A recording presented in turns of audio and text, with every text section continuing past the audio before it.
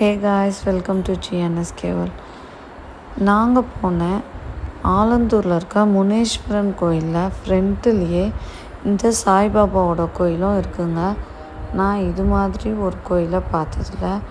ஏன்னு கேட்டிங்கன்னா, ஒரு சாய்பாபா வச்சுருப்பாங்க பெருசாக.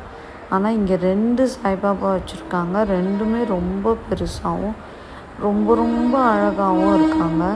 அவங்க முகத்தை பார்த்துட்டே இருக்கலாம் போல் இருக்குது. அவ்வளோ அழகான சாய்பாபா சிலைங்க தான் இந்த கோயிலில் வச்சுருக்காங்க. இந்த சாய்பாபாவை எந்த பக்கம் இருந்து பார்த்தாலும் அவர் நம்மளை பார்க்குற மாதிரியே ஒரு ஃபீல் தர மாதிரி ஒரு 3D எஃபெக்டில் வச்சுருக்காங்க.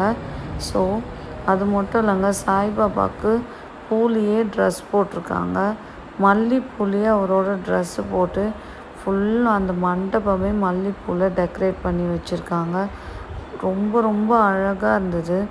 நீங்களும் கண்டிப்பாக ஆலந்தூர் போனீங்கன்னா இந்த சாய்பாபா கோயிலை விசிட் பண்ணுங்கள்.